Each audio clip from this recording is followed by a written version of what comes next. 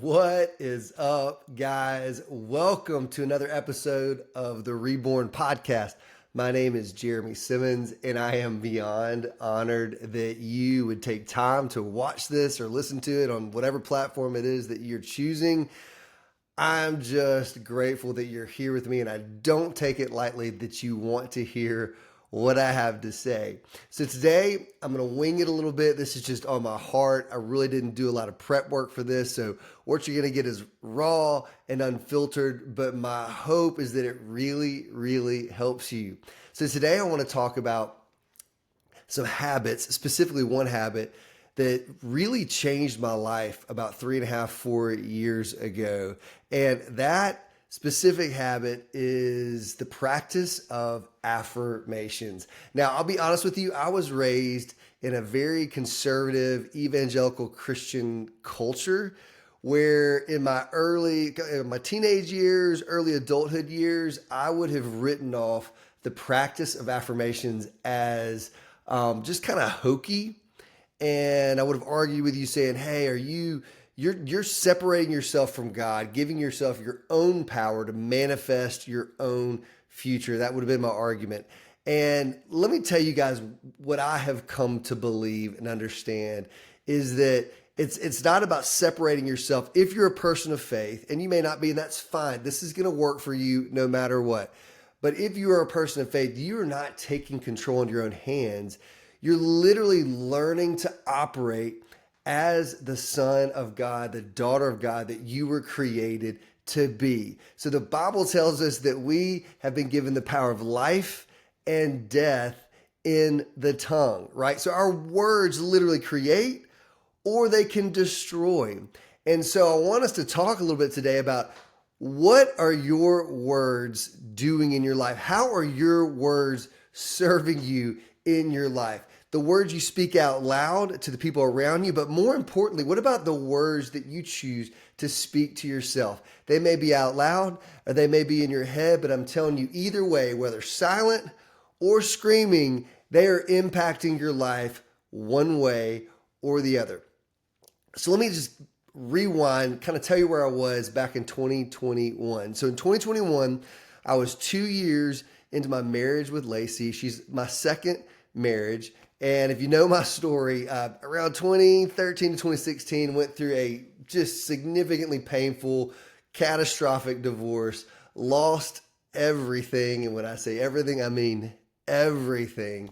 And it really wasn't until about 2016, 2017 that I experienced God kind of turning the flywheel of my life on again, where he began to rebuild the things in my life that had been lost. And so by 2021, I had a new career. I was really excited about 2 years into it, super passionate about that, very promising. I had this new marriage. I was excited, in love, this blended family. I had 3 young boys I'd just taken under my wing. The girls, I had them full time, taking care of them. Like life had really come together and we were building fresh momentum.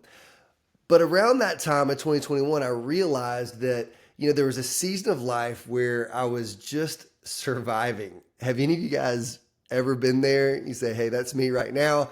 I was just surviving just to get through the day, to get through the moment by moment for each day was a win. And just to go to bed at night knowing, I pulled off some semblance of adulting and being responsible that day without things falling apart, that felt like a huge win, right? So went through the season of survival.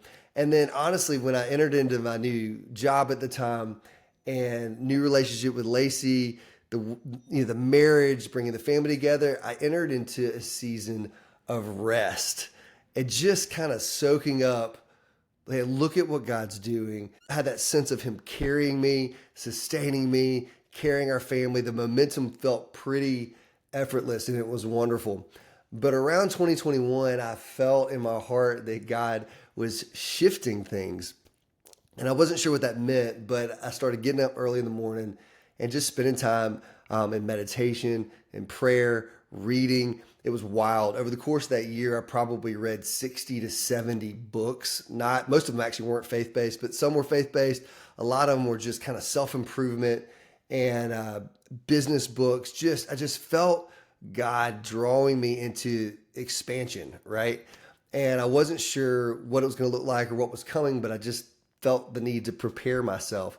Well, a part of that process, I just remember a buddy very flippantly mentioned to me, "Hey man, I just started doing affirmations and it's been really impactful." That was it. The conversation didn't go past that. And y'all, I literally went online that night. Something about that kind of stuck where I thought, yeah, I should dig into this. So later that night, I Googled affirmations and I pulled up some random list of affirmations to read over myself. I didn't edit them. I didn't change them. I just started there and copied and pasted them into my notes app. And then my discipline was every morning on the way to work, I would read these affirmations out loud over myself. And over time, I started modifying them slightly and added a few, took out a few. But ultimately, I ended up with this kind of list that I very consistently for about a year every morning would read as I was driving. Yes, as I was driving, people judge me. That was me looking at my phone, reading my notes app, but I would read them out loud over myself. And in fact, this is the first time I recognized how intuitive our phones have become. I would leave for work at around 7:00, 7:05.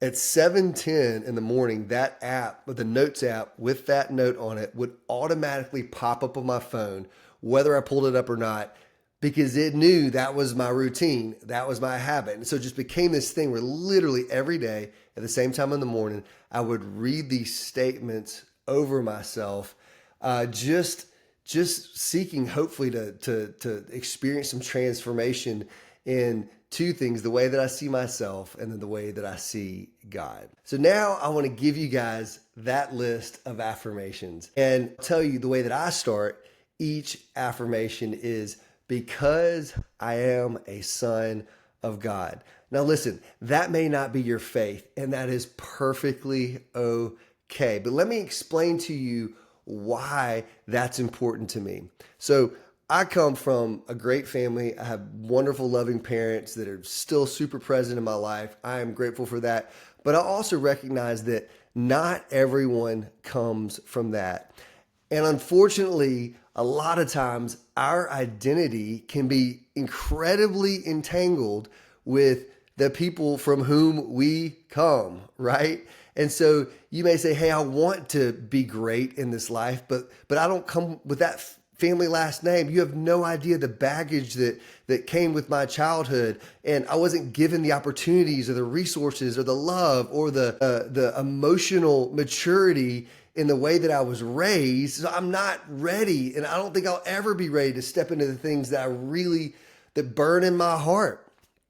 Listen, you are not alone. I feel like that is probably more often the story than not. And even if you had great parents like me, listen to me. I know they left huge gaps, and those gaps impact us. So what my faith teaches me is that before I was ever a son of Everett and Ruthie Simmons, I was a son of God. And I was sent into this family on this planet in the United States of America in the 20th century when I was born into the state of Alabama. Actually, I was born in Mississippi, but we're not going to talk about that. But now I'm in the state of Alabama, living in Mountain Brook in 2025 for a specific purpose. But the root of my identity is not in the two human beings that birthed me and that raised me. It goes so much deeper than that. I come from an ancient bloodline. I come from the one who has always been and always will be. I am a son of my Creator. So if I want to learn more about who I'm called to be, just like Jesus said, hey, if you've seen me, you've seen the Father. I just do what I see my Father doing. He wasn't just telling us who he specifically was. He was modeling our own paths, that we are supposed to be doing what we see the Father doing, right? Because I am his son. So as I go through these affirmations, I want you to understand the reason that I started with, because I am a son of God, is it helps me hurdle or jump over or bypass the broken narratives of my own childhood from wonderful parents. And I believe it can help you bypass the broken narratives from your childhood, whether horrific, wonderful, or something in between. Okay, so I have these affirmations broken down into categories, and it's like areas of my life where I need my behavior and my thinking to align or realign, or maybe align for the first time with what is actually true of me. So the first category that, it's first on my list because I think it was my biggest hurdle. I needed to transform my relationship with money. I needed to transform the way I thought about money, the way I viewed money, the way I interacted with it, and the way I envisioned my future with it. It was a massive stumbling block for me. And let me say this, having a dysfunctional relationship with money has nothing to do with your personal balance sheet, right? There are poor people that have a horrible relationship with money, and there are poor people that have a great, healthy relationship with money. There are billionaires out there that are ruled by anxiety and stress and poverty mentality and scarcity mindset, even though their personal net worth is in the billions. So this has nothing to do with your income specifically, your savings, your debt. This is just how you view money and your specific relationship with it. Okay? So we're going to go through these now. These are the affirmations about money. So because I am a son of God, money comes to me easily and effortlessly. Now, how many of you right now laughed when I said that? Does money feel like it comes to you easily and effortlessly? You know, for the majority of my life, I would say that was not the case, right? It felt more like as soon as I made a little bit, a bill popped up and it was gone. And the bill was usually twice as much as whatever extra I just tucked away. Does that sound familiar? But I began to think about this and dream about this. Like, what if money could flow easily and effortlessly? What if it just came to me, right? And I'm telling you, you need to begin speaking this over yourself. The next one, because I am a son of God, I'm a good steward of all resources entrusted to me. Man, what if the reason sometimes it feels like when money comes in the door, it immediately exits, is because we haven't built a pattern that is based in our identity that we are good stewards. So we don't actively steward the resources that come to us because we don't believe that that's a part of who we're supposed to be deep down. So let me just tell you right now, you are called. I don't care who you are, what your faith is, where you come from, what your background is, what you do for a living. You are called to be a good steward of all the resources that flow through you and your household. Let's go to the next one. Because I am a son of God, I constantly attract opportunities that create more money. Listen, we are supposed to be multipliers, not consumers. Like, we got to shift our mentality as human beings, as sons and daughters of God, as however you identify yourself. You got to shift your identity from being a consumer to being a multiplier. So when resources come to you, instead of dreaming about what to spend them on, you're dreaming about how can I multiply these to be a blessing. That doesn't mean you can't spend it on yourself or on your family. That's wonderful too. But ultimately, the things that come into us are meant to be multiplied through us exponentially and given away. Let's go to the next one. Because I am a son of God, I am worthy of making more money. Now, this one hit deep. See, I started out my career in ministry early on. And as a part of that, I kind of internally just swore off wealth. Like, I'll never be wealthy because I'm going to be a pastor, right? And it was hard for me to kind of, how do I pull those two together? How can I be a man of God who's living out his calling, but also pursuing wealth, right? And so I just want you to know, like, every single one of you listening to this right now, you're worthy of making more money. You don't have to. It's not a big deal. It doesn't make you more righteous, more holy, better than anyone else by any stretch of the imagination. But if you want it, you can have it. And that's okay. It's not evil. It's not corrupt. Just know you're worthy of more than what you have right now. And you're worthy of being compensated more than you're being compensated right now.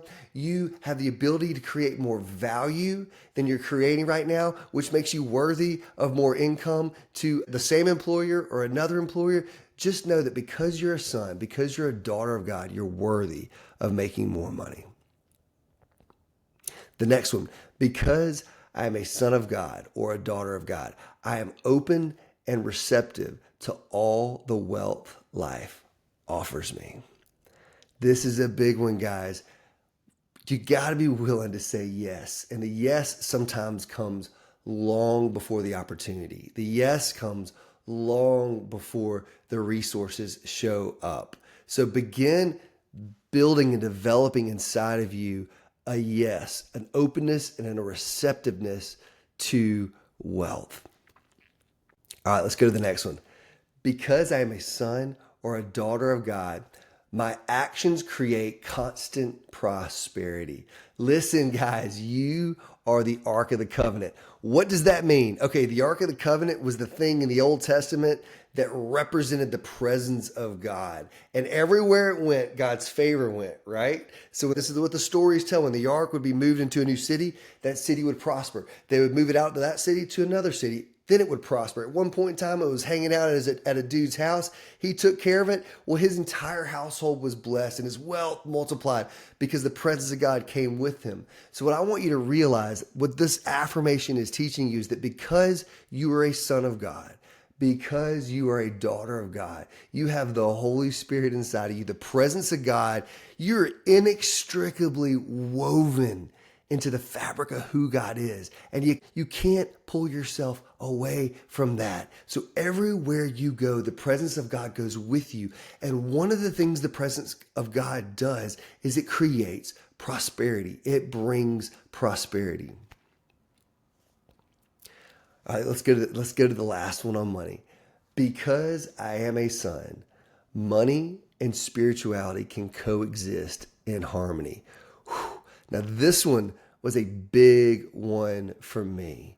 It was really hard for me to agree with and believe that I can both be a spiritual person and a wealthy person, that I can both pursue making money and being profitable and at the same time pursue godliness and intimacy with Jesus Christ. It is possible. So, guys, I just spent a long time going through explaining each of those, but here is, if I just run through, it's like, because I am a son, money comes to me easily and effortlessly. I am a good steward of all resources entrusted to me. I constantly attract opportunities that create more money. Because I am a son, I am worthy of making more money. Because I am a son, I am open and receptive to all the wealth life offers me. Because I'm a son, my actions create constant prosperity. Because I'm a son, money and spirituality can coexist in harmony. All right, that concludes the money section of these daily affirmations. Okay, next, I want to get into affirmations about love and relationships, right?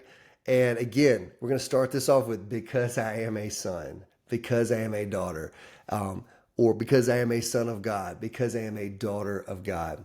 So here we go. Because I am a son, I am full of positive, loving energy. How many of y'all want that to be true of you, right?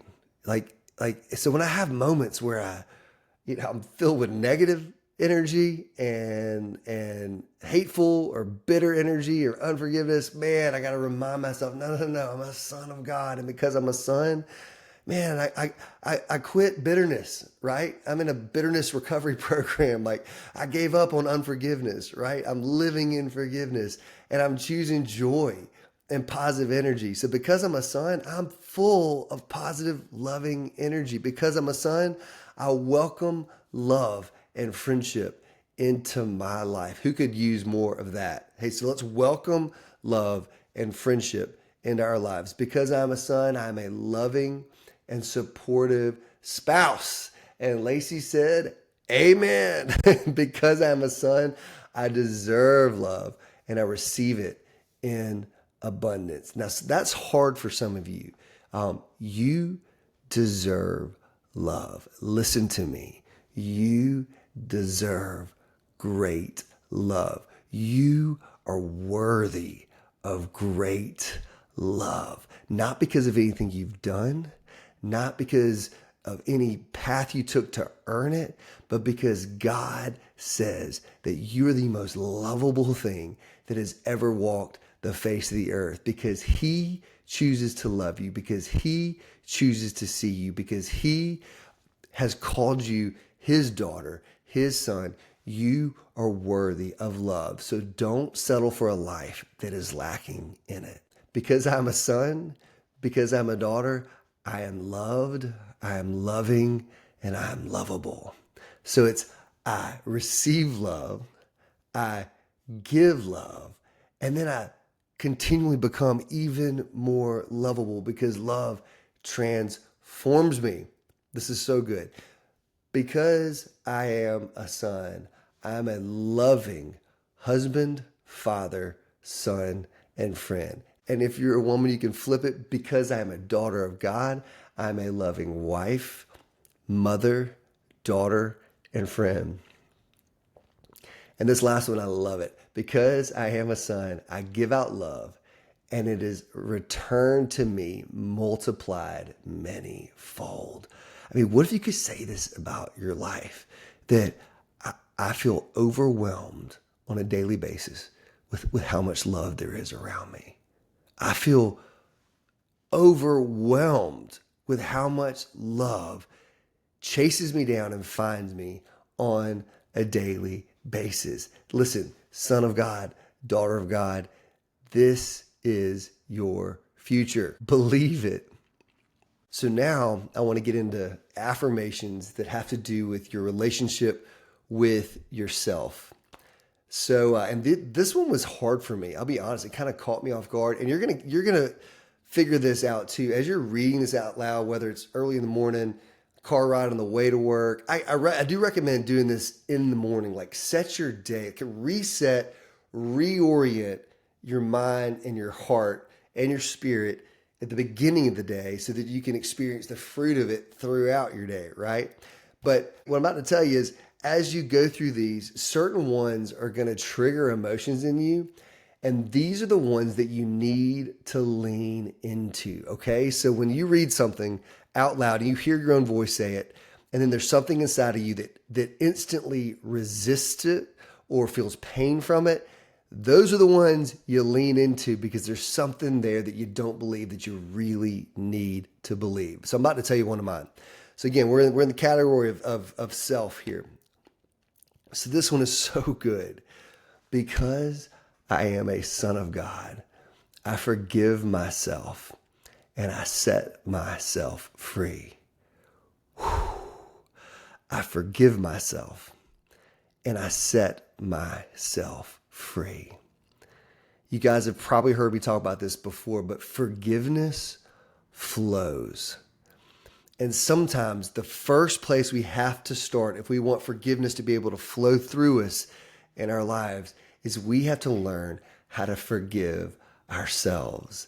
And man, for months, I couldn't read this one without getting choked up, tears coming to my eyes. I couldn't finish the statement out loud because there were just things in my life, just moments of shame. You know, you have those moments where you're driving down the road and a memory flashes through your mind of something you said, something you did, a mistake you made, a horrible moment, an embarrassing moment, and then you just cringe and shame runs over you and you just think, oh, I can't handle that is actually a part of my story.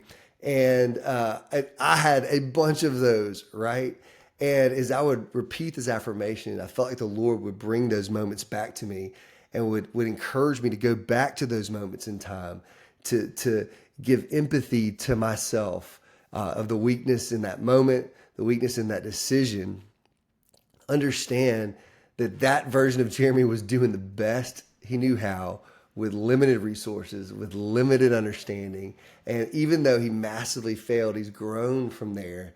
And so I go back to that moment, to that situation, and I forgive myself and I set myself free.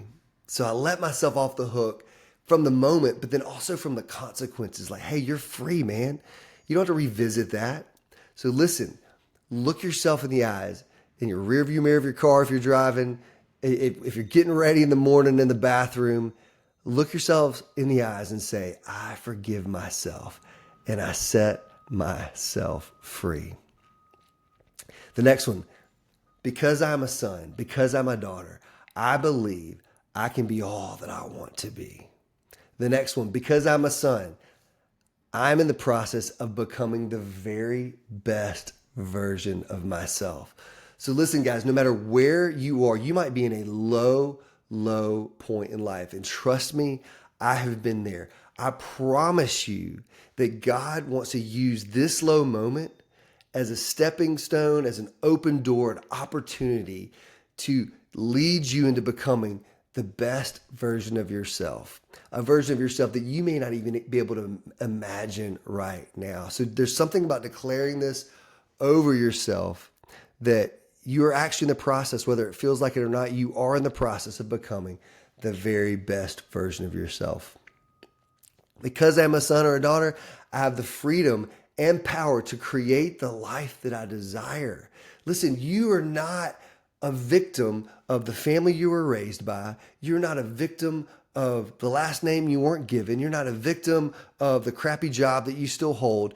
You have the ability, you've been fully empowered to go out and build the life you desire. And sometimes, I'm speaking to Christians now, sometimes as evangelical believers, we put way too much blame on God. Like, God, why didn't you do this for me? God, why didn't you show up for me in this way?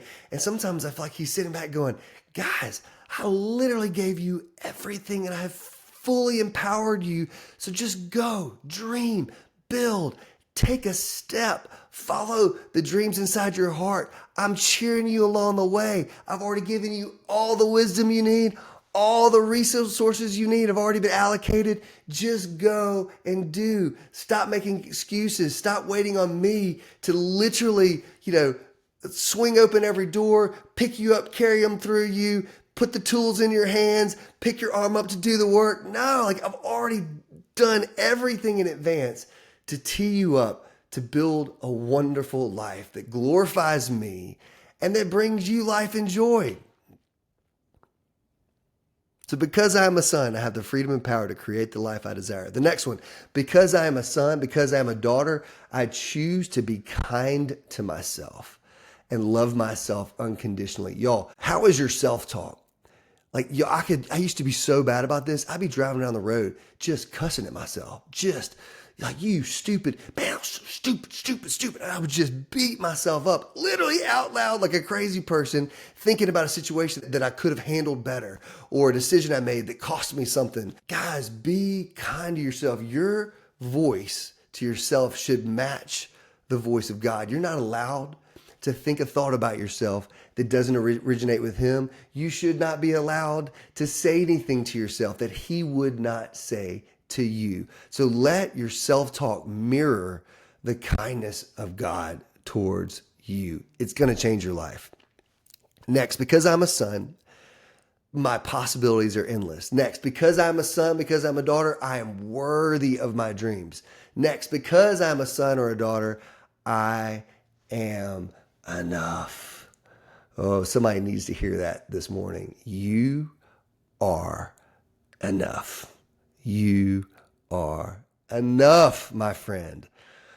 Okay, let's move on to health. So we've covered money, we covered love and relationships, we've covered self. Now we're going to get into health. Listen, because I'm a son, because I'm a daughter, I deserve to be healthy and feel good. The next one, because I'm a son, because I'm a daughter, I'm full of energy and vitality, and my mind is calm and peaceful.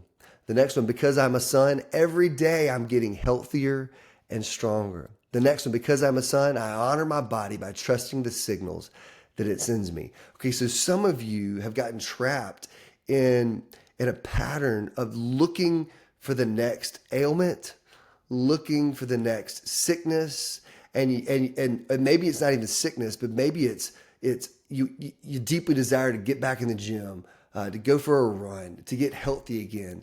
But you have this narrative in your mind that says, well, as soon as I start, I'm going to get sick again. Or as soon as I start, it's going to be Thanksgiving and I'm going to blow it out at my aunt's house with a smorgasbord of casseroles that are going to be presented to me. Hey, I was going to start, but I got that big party to come this weekend. I know I'm going to have a couple glasses of wine. Hey, we trap ourselves in these unhealthy, toxic narratives that keep us from believing that we actually are called to be healthy. We're called to be fit. Like, why not build the best life you can build, including your own personal health, including your own body? But I'm telling you, if you can shift your identity that, hey, I'm not a fat person that's hoping to become fit. I'm a fit person at heart. That's who I am at my core identity, who's temporarily fat. I just got to get back to who I really am. Hey, I'm a healthy eater who has temporarily gotten into some bad eating habits. But because I believe that deep down inside, I'm actually a healthy person, every time you make that a good decision to pick up a healthy food versus unhealthy, every time you make a decision to go to the gym instead of staying on the couch and watching TV, it's a vote for your better self. It's an internal micro vote that begins to build a case that this is actually who you are. But it starts with believing it. It starts with believing it. And the last and final one, and I do love this one, especially as you're pulling up to your office in the morning, is joy. Okay, so we're going to read some affirmations about joy. So because I am a son, because I'm a daughter, I am grateful to be alive. It is my joy and pleasure to live another wonderful day. Because I'm a son, I'm grateful to be alive. It is my joy and pleasure to live another wonderful day. The Bible says, hey, this day, today, this is the day that the Lord has made. So I'm going to rejoice and be glad in it. So because I woke up this morning surrounded by goodness. And y'all, there's mornings, I woke up this morning next to my beautiful bride. All 5 of my kids were home. Savannah was even home from Auburn this weekend. All the chicks in the coop makes me so happy. I woke up feeling great. Like, life is really good. This is a day to take joy in. But I've had my days where I woke up alone in a tiny little rental house. My entire life had fallen apart. No wife, no kids with me, but still had to find a reason. Hey, I woke up. Hey, I've got something to pursue today. I do have friendships. I have a life to rebuild. There's always something to take joy in today. Today's a gift. Don't waste it. All right, let's go to the next one. Because I am a son, because I am a daughter, joy is my birthright. I choose to be happy. So listen to me. Joy is a fruit of the Spirit. It's literally a part of the nature of God, and God is your Father. So listen to me. It is in your genetics to be joyful. That doesn't mean, and let me say this, that doesn't mean that there isn't sadness is a part of the human experience. It's a part of the journey. And honestly, there is no joy if there isn't sadness, right? You've got to be able to experience one, like the depths of one, to be able to appreciate the heights of the other. But hear me when I tell you this, that as a son, as a daughter, joy is your birthright. The next one, because I'm a son, because I'm a daughter, being joyful comes easy to me. Joy is my second nature. Whew. How many of y'all want that to be true about you? Joy is your second nature. It's just effortless. Man, I want people to say, Jeremy's the happiest person I know. Not because I fake it, not because I roll up and put on a fake smile when things are bad. Like, I want to be the realest person, the most sincere person I know too.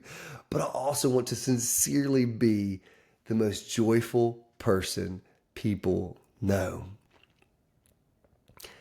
Because I'm a son, because I'm a daughter, good things are happening. Come on. Somebody needs to hear this today. Good things. It may not feel like it. It may feel like your entire world is falling apart around you. I promise you this, good things are happening, and they may be unseen at the moment, but they are happening and they will manifest in your life in due time. I promise you. So this is my heart and prayer today, is that with some repetition, you guys can start. So my heart and my prayer for you today is this, is that you could begin to experience lasting change in your life in the areas of finances, so with money, in your love and relationships, in your relationship to yourself, in your physical health, and in your soul, with just joy in your soul. So here's my challenge. Take the next 30 days. I'm going to post this list on social media. I'm also going to put it up on the website. Take this list. You can modify it, make it your own. Something makes you uncomfortable, that's fine. Cut it out. Add your own things. Rewrite the entire thing for yourself. It doesn't matter. But I want you to take 30 days and every day, start your day at some point early in the morning before things get going, and read these out loud to yourself. I want the most familiar voice in the world, your own voice. I want you to hear your own voice declare truth over yourself. Declare what you desire over yourself. And tell me if it doesn't change your life. In the meantime, thank you for tuning in. Please, if this content had a positive impact on you, I'm going to ask you for 3 huge favors. 1, please subscribe on whatever platform that you are listening to or watching it. 2, either like it or provide a comment. That's even better. That helps raise me up in the rankings on that platform. And then 3, please, please, please share this with someone who you feel like needs the same encouragement. In the meantime, you guys have a fantastic week. Be blessed.